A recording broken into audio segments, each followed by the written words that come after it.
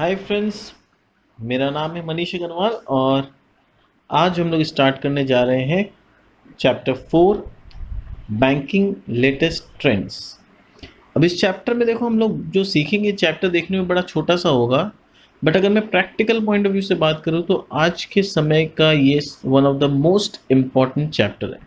जैसा कि हम लोग सभी जान रहे हैं कि इंडिया इज़ गेटिंग डिजिटलाइज्ड, सारा काम मोर और लेस इंटरनेट के ज़रिए हो रहा है। तो हमारा जो बैंकिंग का तरीका है वो भी बहुत बदलते जा रहा है। उसमें भी इंटरनेट ने बहुत सारा कब्जा हासिल कर लिया है और मोस्ट ऑफ द ट्रांजैक्शंस आजकल इंटरनेट के ज़रिए ही होने लगे, जिसे हम लोग नेट बैंकिंग के नाम से जानते हैं।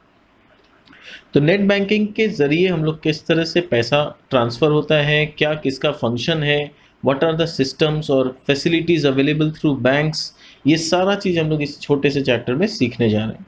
तो इस चैप्टर छोटा ज़रूर है बट इसको बहुत ध्यान से समझना, ये बहुत इंपॉर्टेंट चैप्टर है। Okay, so let's start with our chapter. So our first topic is real time gross settlement. अब ये रियल टाइम ग्रॉस सेटलमेंट क्या होता है, तो मैं इसको पहले शॉर्ट में समझा दूं कि अगर मुझे अपने बैंक अकाउंट से किसी जिसको पेमेंट देना है उसके बैंक में पैसा ट्रांसफ़र करना है, तो पैसा ट्रांसफ़र करने का नॉर्मली 3 तरीका होता है। एक एनईएफटी होता है, एक आरटीजीएस होता है, एक आईएमपीएस होता है। इस चैप्टर में शायद आईएमपीएस डिस्कस नहीं किया हुआ है, कोई बात नहीं, let's discuss RTGS and NEFT. तो पहले मैं बताऊं कि आरटीजीएस क्या होता है। आरटीजीएस में क्या करते हैं कि अगर मुझे किसी के अकाउंट में पैसे डालने, तो मैं उसका डिटेल्स लूँगा। उसका डिटेल्स क्या क्या, बैंक अकाउंट नंबर, उसके बैंक का नाम, उसके बैंक का ब्रांच और एक आईएफएससी कोड। ठीक है, हर ब्रांच का, हर बैंक का अपना अलग आईएफएससी कोड होता है, तो वो कोड डालना पड़ेगा। उसके बाद मैं अपने अकाउंट से उसके अकाउंट में पैसा ट्रांसफ़र करूँगा। अब बैंक के ऑपरेट करने का तरीका 2 होता है। एक ऑपरेट करने का तरीका ये हुआ कि जैसे ही मैंने मनी ट्रांसफ़र किया, मेरे बैंक से तुरंत रुपया निकल गया और उसके अकाउंट में चला गया। ये एकदम तुरंत विद इन फ्यू मिनट्स के गैप में हो जाता है। इसको हम लोग बोलते हैं आरटीजीएस, इसीलिए इसका नाम है real time gross settlement. Real time में ये काम होता है, एकदम आपने यहाँ से दिया वहाँ अमाउंट क्रेडिट। जैसा कि हम लोग पेटीएम में काम करते हैं ना, पेटीएम में क्या होता है, यहाँ से भेजा तुरंत वहाँ पहुँच जाता है फटाफट। मोर और less it is like Paytm, RTGS. दूसरा होता है एनईएफटी। एनईएफटी भी यही काम करता है, बस दोनों में डिफरेंस क्या है कि एनईएफटी वेट करता है, उसका अपना एक टाइम शेड्यूल है कि आपको जो पेमेंट भेजना है आप भेजते जाओ, मेरे पास अक्यूमुलेट होते रहेगा। आपका जो भी ऑर्डर्स है मैं ऑर्डर्स पकड़ के रखूँगा और हर 1 घंटा के बाद या मे बी 2 घंटा के बाद वो सारे ऑर्डर्स को एक साथ एग्जीक्यूट करेगा। यानी एक साथ बंच में सारा ऑर्डर्स दूसरे पार्टी के अकाउंट में ट्रांसफ़र किया जाएगा। ये नहीं कि आपको एक पर्सनलाइज्ड सर्विस मिल रहा है, ऐसा नहीं है कि आपने जब ऑर्डर दिया तब आपका ऑर्डर एग्जीक्यूट हो गया, नहीं। It is not a kind of personalised service. ऐसा आरटीजीएस में होता है। आरटीजीएस में आप अभी ऑर्डर दोगे, आपका अभी हो जाएगा अमाउंट पेमेंट, पर इसमें नहीं होता है। आपको जो ऑर्डर देना है आप ऑर्डर दे के छोड़ दो, जब बैंक का जो टाइम शेड्यूल है उसके हिसाब से बैंक एक बार में बंच ऑर्डर क्लियर करेगा। तो this is the major difference between RTGS and NEFT. ठीक है, अब इसको और डिटेल्स में पढ़ते हैं। चलो बुक से आते हैं, बुक से पढ़ते हैं। It is a fund transfer system under which the transfer of funds takes place from one bank to another on a real time and gross basis. Settlement on real time means there is no waiting period. इसमें किसी भी तरह का कोई waiting period नहीं है in payment transaction. The transaction is settled as soon as it is processed, यानी there is no waiting time. आप जैसे ही ऑर्डर दोगे आपका ऑर्डर एग्जीक्यूट हो जाएगा। Gross settlement means the transaction is made on one to one basis without bunching और netting with any other transaction. यानी ऐसा नहीं है कि बैच में या बंच में ऑर्डर क्लियर होंगे। आपने ऑर्डर दिया, आपका ऑर्डर आपके हिसाब से एग्जीक्यूट होगा, आपको वेट करने का कोई ज़रूरत नहीं है। The RTGS service is available to customers from 9 AM to 3 PM on weekdays and from 9 AM to 12 noon on Saturdays. This is the fastest possible system for the transfer of money through banking system, यानी banking system के जरिए सबसे fast money transfer करने का तरीका यही है। Features of RTGS. RTGS is not available at all the bank branches in India, यानी सारे बैंक के ब्रांचेस में आरटीजीएस का फैसिलिटी हो ये जरूरी नहीं है। This facility is provided only by CBS enabled bank branches. ये फैसिलिटी सिर्फ वही बैंक के ब्रांचेस दे सकते हैं जिसमें सीबीएस फैसिलिटी हो। Number two, RTGS transactions are processed individually and continuously throughout banking hours rather than in batches. तो RTGS का जो ट्रांजैक्शन है वो इंडिविजुअली और बैक टू बैक प्रोसेस होते चला जाता है, उसमें बैचेस का तरीका नहीं होता, यानी you don't have to wait. Number three, the minimum amount in RTGS transaction is ₹2 lakh. बस देखो यहाँ एक कंडीशन है कि मैं आपको पर्सनलाइज सर्विस दूंगा, बैंक वाला बोलता है, बट आप मेरे बड़े कस्टमर होने चाहिए, यानी आपका ऑर्डर कम से कम 2 लाख रुपया का होना चाहिए, तब मैं वो पर्सनलाइज सर्विस आपको दूंगा, वरना फिर आप एनईएफटी के लाइन में रहिए। There is no upper ceiling on RTGS transactions. Number 4, the receiving or beneficiary bank must credit the customer's account within 2 hours of receiving the fund transfer message. और जैसे ही फंड ट्रांसफर का message आ जाएगा with in 2 hours जो beneficiary का bank है उसके account में वो रुपया क्रेडिट हो चुका होगा। ठीक है, जैसे मैंने अगर 9 बजे यहाँ से किसी मिस्टर एक्स को पेमेंट किया तो ज़्यादा से ज़्यादा 11 बजे तक उसके अकाउंट में पैसा रिफ्लेक्ट कर देगा। Fees charge for RTGS transactions vary from bank to bank, और आरटीजीएस के लिए कौन सा बैंक कितना फी चार्ज करता है ये बैंक टू बैंक वेरी करेगा। So this was all about RTGS system.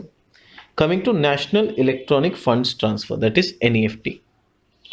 NEFT is a country wide system by which an individual, firm और company can electronically transfer funds from any bank branch to another individual, firm or company having an account with any other bank branch in a country।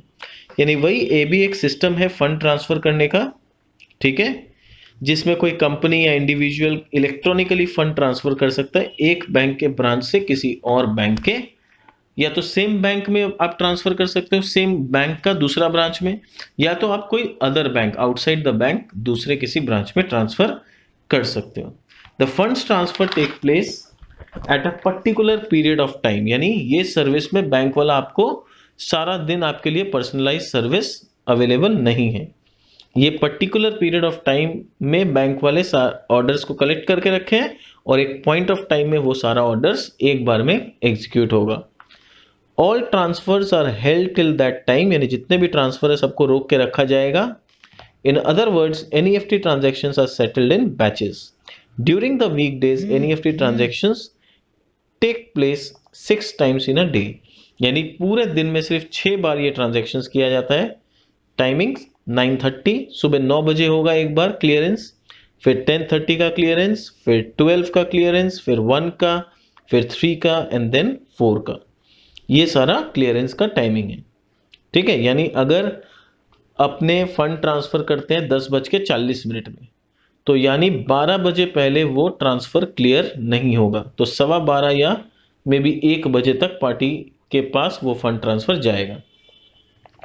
On Saturdays NEFT transactions takes place only 3 times a day, that is 9:30, 10:30 and 12 noon।